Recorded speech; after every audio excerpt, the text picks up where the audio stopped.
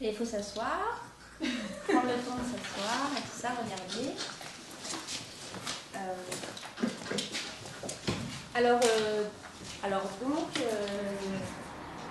Donc moi je suis venue au Favril cette année, mais en fait je connaissais déjà les lieux, je connaissais déjà le Favril, le village.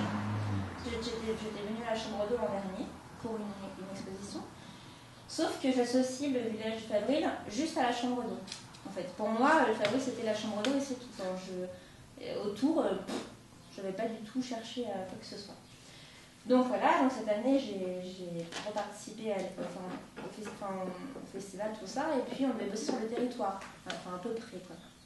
Et donc je me suis dit, mais enfin, le territoire, il y a autre chose, il y a un truc autour de la chambre d'eau quand même. Donc j'ai commencé un peu à me balader, à regarder, et puis à contempler un peu des choses, et puis je me suis dit, mais quand même, il y a. Enfin, en fait, ce que je remarquais qui était assez particulier, c'est que par exemple, quand je marchais, donc il y avait par exemple le Favril, et après il y avait un panneau et il y avait marqué Favril barré. Alors je me disais, donc je suis plus au Favril là. Et finalement, quand je continuais, par exemple, je me retrouvais à la chambre d'eau, je me disais, mais non, c'est le Favril. Et même, je trouvais que, j'avais l'impression même que les contours étaient complètement distordus. Enfin, je me disais, mais comment est-ce qu'ils ont fait leur contour administratif du village? Parce que tout d'un coup, normalement, on n'est plus dans le lieu, mais on est encore dans le lieu. Enfin, je comprenais rien du tout en fait quand je suis arrivée. Parce que par exemple, quand on est en ville, par exemple, quand on est à Lille, bon, à Lille, ça fait un tour, et puis après, quand on sort de Lille, on arrive à Filles, on arrive à Voisem, enfin, il y a vraiment des quartiers très définis. Alors qu'à la campagne, c'est un peu. Ça se prolifère un peu partout, en fait. Il n'y a pas de fin complètement.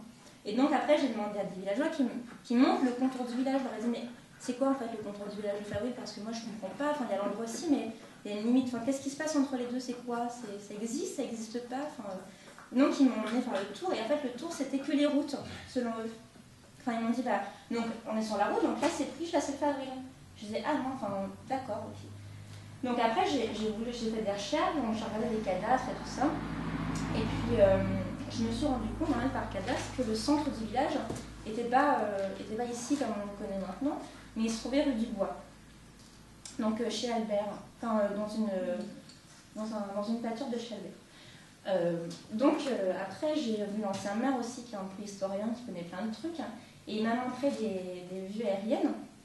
Et donc, en fait, on voit dans les vues aériennes encore les contours de l'ancienne église, de l'ancien centre. Alors, je trouvais ça génial, donc j'étais sur place et tout ça. Et donc, quand j'étais sur place, il ne se passait rien. Il y avait juste de l'herbe, une pâture et c'est tout. Et je me disais, mais c'est pas vrai. Enfin, quand on est en haut, on voit vraiment la délimitation de l'église. Je trouvais ça génial. Et quand j'étais en 3 dimensions dans le lieu, il n'y avait absolument rien qui se passait. J'étais super déçue. Alors, donc je me suis dit, oh, je sais pas quoi faire, j'étais agacée, quoi. Et puis, un matin, je me suis dit, mais en fait, ce que je veux faire, c'est une conquête. En gros, j'aimerais conquérir le village sur ses anciennes terres. J'aimerais me demander quels seraient les contours de ce village si c'était encore, à l'époque napoléonienne, en gros. Et donc, j'ai fait le dessin du contour du village sur une carte, EGN, et j'ai transmuté le centre sur l'ancien centre. Donc en fait, j'ai bougé le dessin sur l'ancien centre, donc un peu plus bas, et j'ai retracé par la marche le contour du village, c'est-à-dire 17 km que j'ai fait en marchant avec 3 caméras qui me suivaient. Donc j'avais calculé chaque angle, chaque point que je marchais, donc je me baladais avec une carte, un podomètre et une boussole. Et donc, je marchais, à chaque fois je me disais, ah là c'est 180 degrés, donc je tourne à 180 degrés. En fait, j'avais vraiment un fil, un trait dessiné, un fil d'Ariane à suivre, et puis je le suivais coûte que coûte. Quoi qu'il se passait, il fallait que je le suive. Sauf que je connaissais pas les lieux, fatalement, quand je me retrouvais dans la pâture. Et donc il se passe des trucs un peu bizarres, du genre je dois traverser une rivière, je dois traverser n'importe quoi, du barbelé, des trucs, etc. Et donc ça devient presque burlesque parce que je me retrouve face à des positions un peu bizarres de mon corps qui doit transgresser des trucs et tout ça. Voilà. Alors, ensuite, vraiment dans l'installation, il y a une interaction entre les deux moniteurs, de manière à ce que ce corps en fait qui marche se balade entre les deux écrans. Et donc en fait, on se rend compte de la marche que j'ai faite vraiment dans le temps. Et en même temps, c'est une manière de, en fait, des fois, donc j'ai un point de vue frontal et un point de vue d'arrière en fait, et donc on voit l'action en simultané, mais avec 2 points de vue différents.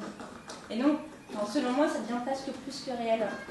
Dans le sens, en fait, on ne peut pas avoir, pour de vrai, en fait, quand on est sur les places, en fait, on ne peut pas avoir et mon corps de dos et mon corps de devant. Et pourtant, quand on voit sur les écrans, ça paraît complètement naturel.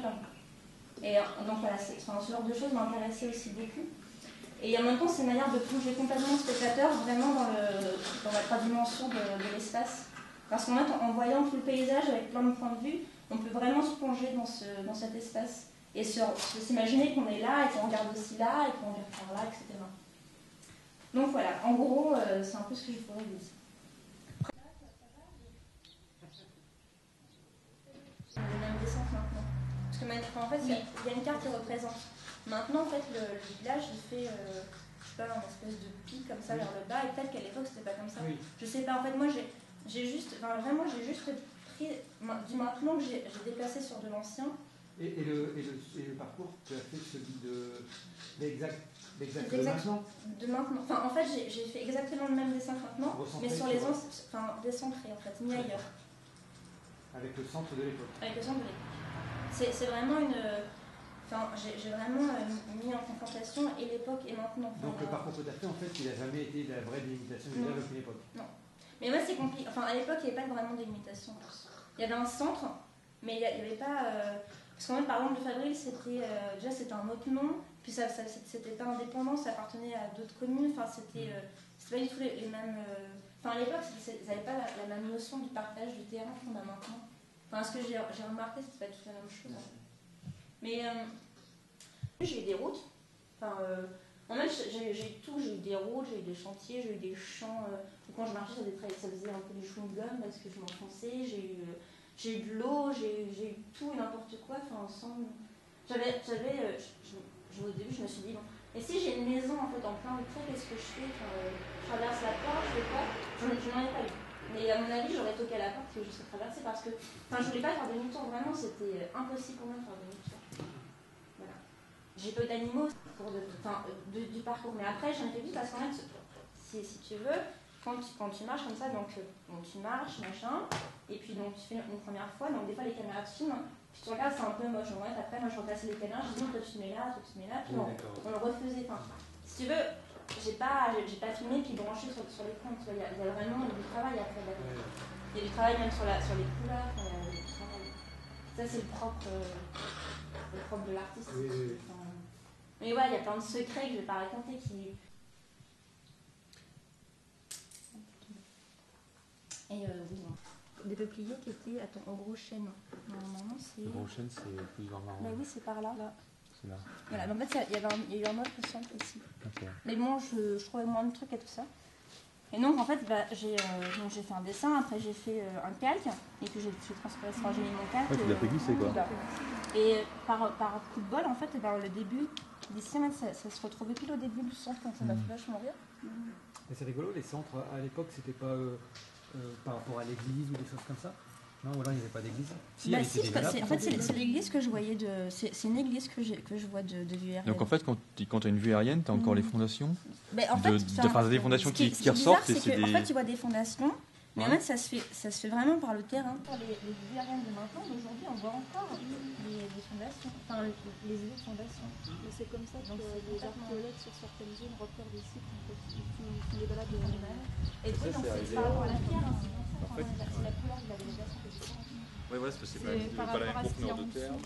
T'as pas la même chose qui tombe dessus. En fait, je savais pas que c'était à Yessine, il y a un autre village qui est un peu plus au nord, qui est juste sur une ligne de carte, qui s'appelle Plotel, c'est la même chose. Et en fait, t'as le centre, bon pareil, c'est une forme bizarre. Sauf qu'on le voit encore en élévation, parce qu'il y a un château fort, et il y a encore une chapelle, donc toi, t'as un vrai château qui est habité.